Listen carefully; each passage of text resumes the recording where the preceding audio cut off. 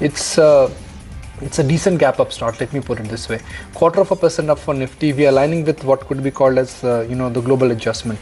Let me very quickly start looking at my Bloomberg screen and stocks where I can pick up and identify volumes. Unitech, for some strange reason, is just moving from strength to strength. It's a 5 rupee stock, has now become a 8.5 rupee stock. Since it's a liquid penny stock, it is clocking extraordinary volumes. South Indian Bank ahead of numbers is up 1%. I'm marking the stocks which are moving up on strong volumes. And in terms of the value or in terms of the real transaction, sugar is where I think the volume activity has started picking up because of that import duty factor. So it's Rampur Sugar, EID, Parry, Shea Renuka. The thing with sugar is that when it's a rising tide, markets don't care about fundamentals. If there's a prefix or a suffix sugar, that stock is moving higher today.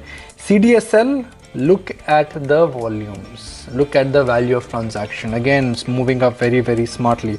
Avenue Supermart, another 2% up for Avenue Supermart. And then AU Small Bank, let's mark that.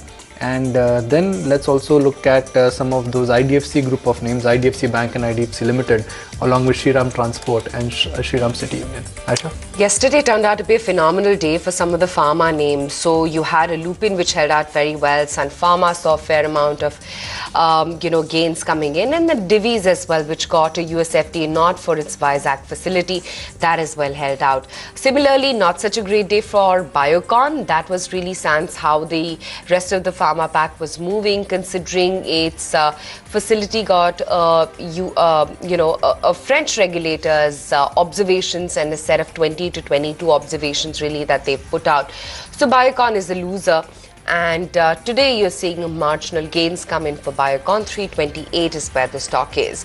PSBs held out very smartly yesterday. So PNB, BOB, RCOM, OBC, these were all names which were just looking so, strong in yesterday's trading session.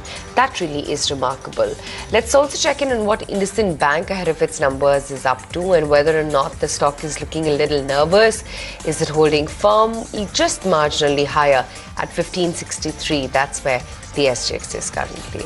It is not a bad start. And again, for Eicher, Page, Siaram, Silk Mill, Shree Cement, these are the so-called haloed stocks, the 5-digit stocks, the 4-digit stocks. The price action is quite decent. So there is follow-up buying in the market. Let me put it this way. Markets may reverse on an intraday basis. We don't know. But as of now, the advantage is still with the bulls.